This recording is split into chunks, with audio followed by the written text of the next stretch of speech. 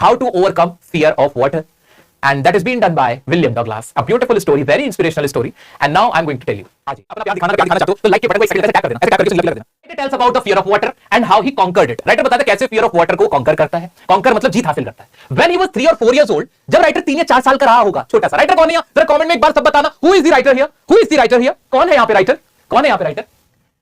He would go to the beach in California. California US के अंदर writer बीच पे जाता था. 3 या 4 साल की उम्र होगी तब वो बीच पे जाते थे अपने पापा के साथ with his father. The waves knocked him down and swept over him. ऐसे लहर आती है, छोटा सा बच्चा है और उनके ऊपर से होती चले जाती है और ऐसे ना वो पानी में ना सोचो तो मेरे को ऐसा लगने लगा जैसे मेरे मुंह और नाक में पानी घुस गया.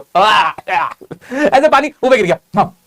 अब क्या हुआ इससे? He got frightened and a fear of water developed in his mind. और वहां से उनके दिमाग में 3-4 साल की उम्र से ही पानी का डर उनके बैठ गया. फिर क्या होता है? A few years later, he joined YMCA swimming pool. उन्होंने सोचा मैं अपने पानी का डर निकालने के लिए एक स्विमिंग पूल, जैसे तुमसे मैं कहूं कि स्विमिंग सीखने के लिए स्विमिंग पूल ज्वाइन करो. इन्होंने भी वो स्विमिंग पूल ज्वाइन किया. Where he was thrown into the pool by another child. अब क्या होता है कि वहां पे एक ऐसा एक लंबा चौड़ा सा बिग बॉय आता है. बिग बॉय तकरीबन 18 साल की उम्र थी उसकी. ये भी टीनेजर थे लेकिन वो तगड़ा सा था, लंबा चौड़ा सा. वो क्या करता है शरारत में आउट ऑफ क्या कहते हैं मिस्टीवियसनेस, वो क्या करता है वो उठा के ना इसको धक्का दे देता है, पानी में फेंक देता है. और ये जैसे पानी में गिरते, स्विमिंग तो इनको आती नहीं थी, ये तो ज्वाइन ही सीखने के लिए कर रहे थे पानी को. ये एकदम से यूं गिर जाते हो पानी में, एकदम डूब जाते हैं, हाथ पैर मारते कोशिश करते निकल जाओ, लेकिन फिर एंड में ये ऐसे सोच लेते हैं कि नहीं मैं मर गया बस. और ऐसे उनके साथ फिर कहता है he tried hard to come up but could not do so. कोशिश करते ऊपर नहीं आ पाते. It almost drowned him. drowned important word है, डूब जाना. ये लगभग डूब गए थे पूल में. He experienced death closely. इन्होंने मौत को बहुत करीब से देख लिया था. तो किसकी स्टोरी है? विलियम डगलस की स्टोरी है. उनको क्या है? He has a fear of water. और इस कहानी में उन्होंने क्या बताया? How he conquered it. उसको उन्होंने कैसे कॉन्कर किया. 3-4 साल की उम्र में कैलिफोर्निया बीच था, फादर के साथ थे. जो वेव थी वो knocked him and swept over him. knock किया, swept हो गए. Fear of water developed in him. उनके अंदर fear of water हो गया. He joined YMCA pool. YMCA pool कुछ सालों बाद उन्होंने टीनेजर जब होंगे तब ज्वाइन किया. Where a big boy thrown him into the pool और he almost realized or felt death closely. उन्होंने एक्सपीरियंस कर लिया डेथ को बहुत क्लोजली. यहां तक मेरे किसी भी मेरे प्यारे बच्चे को डाउट तो नहीं है? नहीं है ना? ईमानदारी से मैं पूरी रात पढ़ा दूंगा, लेकिन तुम टेंशन मत लो. आ जाओ. इंग्लिश में बहुत, सच में बहुत अच्छी अपॉर्चुनिटी हमारे पास स्कोर करने की. आगे बढ़े, आ जाओ. He had developed phobia of water. Develop हो गया phobia of water का. It deprived him, important word है, deprive. अरे deprivation तो और कहीं भी था. deprive तो कोई और भी था. कौन था deprive? मुझे बताओ ना. कौन था? अरे साहिब आलम था ना deprive. किससे? फूड से deprive था. जो नॉर्मल बेसिक फैसिलिटीज है उनसे डिप्राइव था. फूड नहीं था, रनिंग वाटर नहीं था, फैसिलिटीज नहीं थी. इन सब चीज का जो डिप्रीवेशन था, अभाव था, डिप्राइव थे. ये सब सारे डिप्राइव नहीं थे. कपड़े नहीं थे, पहनने को, खाने को नहीं था. साहिब आलम को भी तो डिप्राइव था. क्लियर है? हाँ जी, आ जाते हैं. It deprived him of the Joy of canoeing, boating and swimming. अब फियर ऑफ वाटर इनके अंदर आ गया था, तो ये ना स्विमिंग कर सकते थे ना कैनोइंग कर सकते थे. कोई भी वाटर की एक्टिविटी ये कर नहीं पाते थे. So he decided to overcome his fear. इन्होंने फैसला किया कि भाई मैं अपने पानी का डर निकाल के रहूंगा. इन्होंने फैसला किया. फिर क्या होता है? He got an instructor. अब एग्जाम के पॉइंट ऑफ व्यू से सबसे इंपॉर्टेंट लाइन इस चैप्टर का क्रक्स ही ये है. इस चैप्टर में कुछ नहीं पढ़ाना तुमने, ये 3-4 लाइन पढ़ लेना. सबसे इंपॉर्टेंट लाइन इस चैप्टर की बता रहा हूं, रस है, जूस से पी लो. अब क्या लाइन है? He got an instructor. He hired an instructor. एक इंस्ट्रक्टर रखा, ट्रेनर रखा, and started learning swimming. और स्विमिंग सीखना शुरू किया. The instructor put a belt around him. Instructor ने उनके चारों तरफ बेल्ट बांध दी.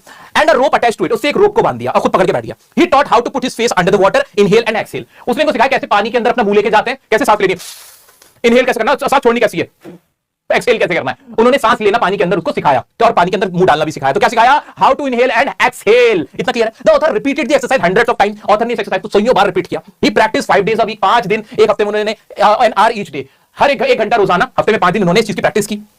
Finally William had learned swimming. Finally इन्होंने इस तरह से करके स्विमिंग सीख ली थी. तो बार बार क्वेश्चन आएगा कि how did William Douglas learn swimming. William Douglas ने स्विमिंग को कैसे लर्न किया, कैसे सीखा मेरा बच्चा? तो क्या आप नहीं बता सकते कि ही हायर्ड एन इंस्ट्रक्टर. ये तो बहुत आसान सी लैंग्वेज है ना, कुछ मुश्किल थोड़ी इसमें लिखना है. क्या अंग्रेजी की डिक्शनरी छांटनी है? नहीं. हाँ, सिंपल लिख सकता हूं sir. He got an instructor and started learning swimming. And the instructor put a belt around him. उनके अराउंड में बेल्ट को पुट कर दिया था, ऐसे बांध दिया था. एंड अटैच द रोप, एक रोप को अटैच कर दिया था. इनहेल एक्सहेल करना सिखाया था. वो प्रैक्टिस करते थे 100 of times और हफ्ते में 5 days वीक यू प्रैक्टिस करते थे, 1 घंटा रोजाना. And he learn swimming. इस तरह से उन्होंने स्विमिंग सीख ली थी. ये लाइन इसका क्रक्स है बच्चे, इसका जूस है इस चैप्टर का. आ जाओ. The author repeated the exercise. हाँ, इन्होंने स्विमिंग सीख ली थी, but he was not satisfied. लेकिन वो satisfied नहीं थे. वो था ना कि यार क्या सच में आई है मुझे स्विमिंग, सच में. जैसे तुम लोगों को डर लगता है मैं तुम्हारा इंग्लिश सब कुछ कवर करा दूंगा. जब 10 तारीख होगी ना, 10 तारीख तुम लोग मुझे मैसेज करोगे, मुझे पता है तुम लोग मेरे को मैसेज करोगे, कर तो सब लिया लेकिन डर लग रहा है, खुद पे विश्वास नहीं होता. क्या आता है? मैं पूछता हूं फिर बच्चों से, अच्छा चैप्टर कर लिया? हाँ सर कर लिया. क्वेश्चन बन रहा है? हाँ सर बन रहा है. फिर डर क्यों लग रहा है? पता नहीं, डर लग रहा है, यकीन ही नहीं आ रहा क्या है. ऐसे क्या होता है कि इन्होंने स्विमिंग कर ली, but he was not satisfied. तो इन्होंने फिर क्या किया? He went to different lakes and islands. तरह-तरह की लेक्स और आइलैंड पे स्विमिंग करने के लिए गए. At last he repeated the feat of dog Copperan by diving in the warm lake and swim across. और जो डॉग कॉपरन थे, एक स्विमर थे, उनकी फीट को इन्होंने अचीवमेंट को अचीव किया, जहां इन्होंने डाइव लगाई वार्म लेक में और वहां से पार उन्होंने स्विमिंग करी. He had overcome his baseless fear of water. Baseless का मतलब इसकी कोई सिर पैर ही नहीं था. फियर ऑफ वाटर क्यों कर रहे हो? तो इन्होंने ओवरकम कर लिया था fear of water. He realized that death is peaceful. ये जो डेथ है वो पीसफुल है. And it is the fear of death which is terrifying. जो फियर ऑफ डेथ है वो टेरराइजिंग है, वो टेरिफाइंग है. क्या मौत, क्या कहते हैं, मौत का डर कुछ नहीं होता. मौत से डर नहीं लगता, मौत का जो डर है वो ज्यादा खतरनाक होता है। All we have to fear is fear itself. इसकी कोट लिख सकते हैं। पूरी कहानी समझ में आ गई मेरा बच्चा? पूरी कहानी समझ में आ गई, इसमें कोई दिक्कत तो नहीं है? आओ जरा इसकी एक बार टाइमलाइन देख लेते हैं। टाइमलाइन देख लेते हैं, यहां से टाइमलाइन देख लो एक बार। ये टाइमलाइन नजर डाल लो, कोई क्वेश्चन है वो पूछो मुझसे।